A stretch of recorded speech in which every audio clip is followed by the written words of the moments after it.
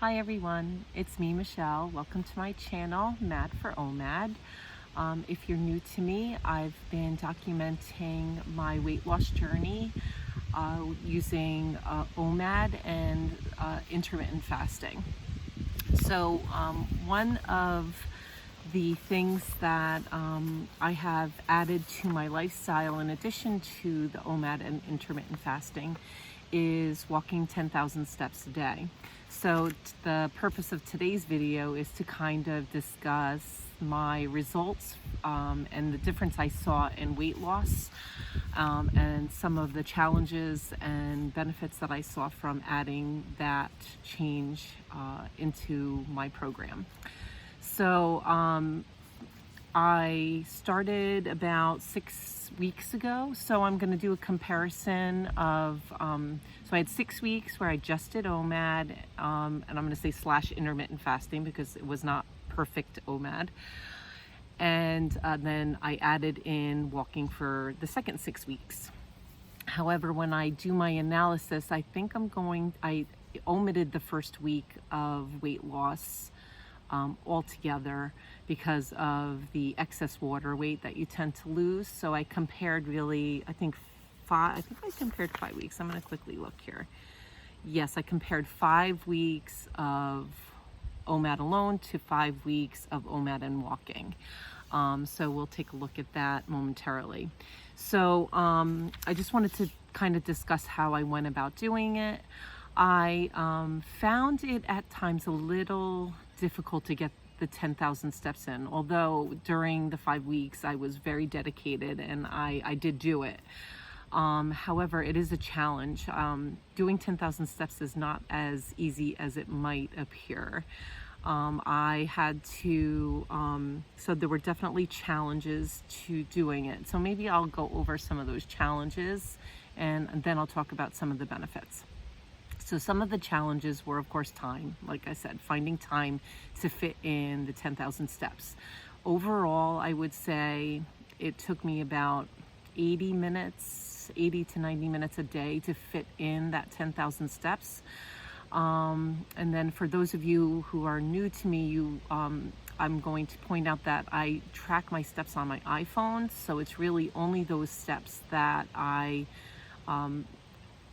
that are noted when I'm holding my phone. So I do technically more than the 10,000, but I wanted to make sure that the 10,000 steps were documented on my phone. So I typically would get up in the morning and do about half of them in the morning. And that would be about a 40-minute walk.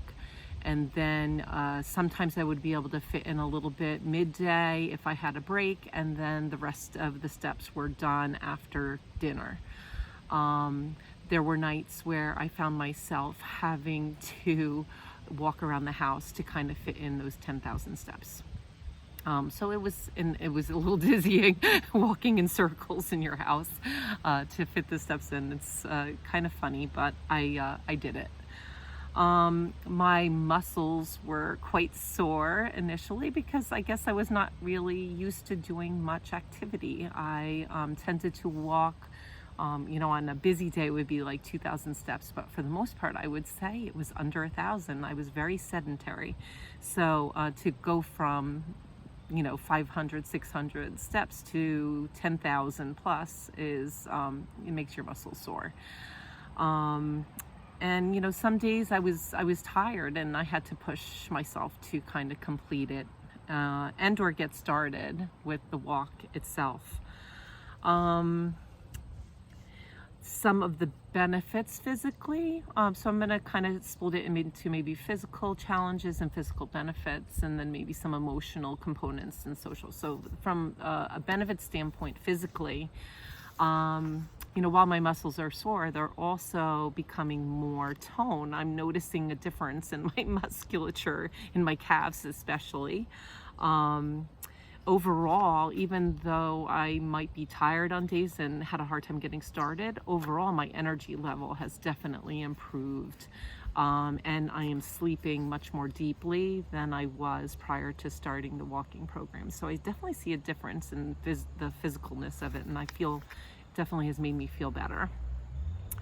While I haven't measured myself, I suspect that the walking is going to help my measurements, which I typically do at the month mark. So I'm almost in a couple days, I'll be at my 3-month mark. So I'll take measurements then and see how the walking maybe has contributed to my measurement change.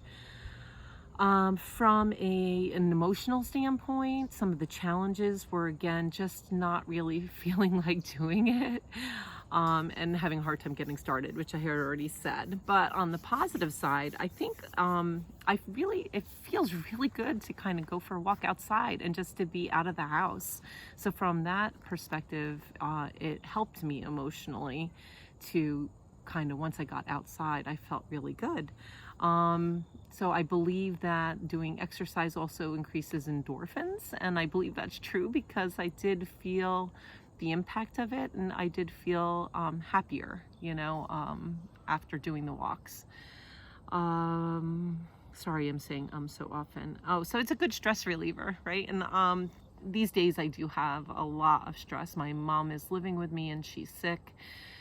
And, we just found out that her illness is progressing, which has been very difficult. But I think the walking has definitely helped me be able to process those emotions in a better way than I might have in the past. I'm sure that my preference in the past would have been just to eat a cake. But going out and walking has definitely helped me be able to process some of the things going on in my life a little bit better. So it's a good stress reliever. And then lastly, as far as emotional aspects of it go, I'm proud of myself. It feels good to have a goal and to commit yourself to it and do it. So I'm very proud that I have been able to continue, do the 10,000 steps each week consistently. So from a social perspective, there really are no downsides to doing it. I have not been walking alone. I've been walking with my family, so it's kind of been a good family activity. We have some quality time together. We talk. And in addition to that, we're finding that our neighbors are walking a lot now too. They're tired of being in the house, and a lot of families are going out, and we're seeing them and we're talking to them, socially distanced, but we're talking to them, and it's been kind of nice to see everyone out.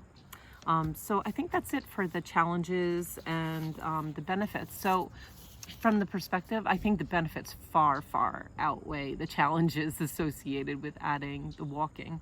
As far as walking goes, is probably one of the easiest things exercise-wise that anyone can add to their life. So I would highly recommend it. I'm going to continue to do the walking and the 10,000 steps to the best of my ability. And I don't think I'll keep sharing that information. I did do that for the last 5 weeks just because I wanted everyone to kind of see what I was doing. But I think now you don't need to see those numbers every week, but I'm going to continue to do that. And then I'm going to figure out something else I'm going to challenge myself with. So now I'm going to share some specifics on the steps and the differences in weight loss that I saw between OMAD alone and OMAD with walking. So again, for those of you who haven't seen my prior videos, I'm going to throw up a slide that shows some information on how many steps I took per day. And you can see that like week 1, I actually didn't start until day 3. So my total average steps for that week were 8,620, but I've made up for that shortage over the subsequent weeks. So weeks 2, 3, 4, and 5 were over 10,000 steps on average per day.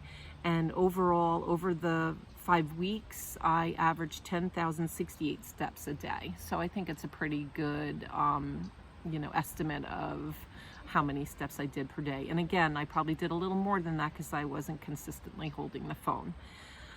So as far as weight loss goes, I'm going to share a different slide that has the weight loss that I saw each week. Again, the first 6 weeks were OMAD alone.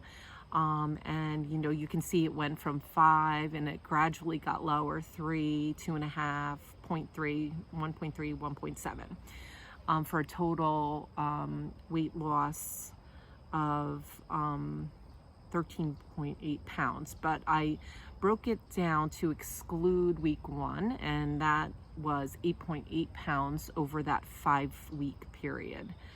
And then I also wanted to look at it without week 2 on average, just because I felt like I wasn't sure if week 2 technically included some additional water weight or not. So I just thought it would give us a range to look at. So as you can see, the average weight loss, including week 2, was 1.76 pounds per week. Excluding week 2, it was 1.45 pounds per week. Then I looked at the 5 weeks weight loss with the 10,000 steps. And as you can see, it was 2.2 pounds, 2.6, 0.6 to 3.3 for a total of 10.7 pounds of weight loss for those 5 weeks, and on average 2.14. So it was a little bit more weight loss per week compared to when I wasn't walking. So when you look at the additional weight loss of it was you take 2.14 pounds minus the 1.76 and or minus the 1.45, and you get a extra weight loss from walking of either 0.38 to 0.69 pounds per week extra. So and I thought it'd be really cool to kind of say, well, how much does that equate to for a year? And it was about 20 to 36 pounds extra weight loss just from walking in a year, doing that extra 10,000 steps. So while it may not seem like a lot on a weekly basis, it definitely adds up. And again, the benefits of the emotional and the social and physical components of it, I think, are a good plus. So I hope you found this information, helpful and motivating. Get out and walk. It's definitely something I recommend. And I will see you soon with another video for a weekly update. And also, I'm going to start thinking about what I might do next. Might be weight related or maybe sit-up related. I'm not really looking forward to that, but it's kind of what I'm thinking. Maybe doing some weight work or physical sit-ups or something to strengthen and build muscle. But we'll think about it and I'll let you know. All right. Thank you, everyone. Hope you enjoyed. If you like this video, give it a thumbs up. If you want to continue to follow me, click subscribe, please. And we'll see you soon. Thanks. Bye.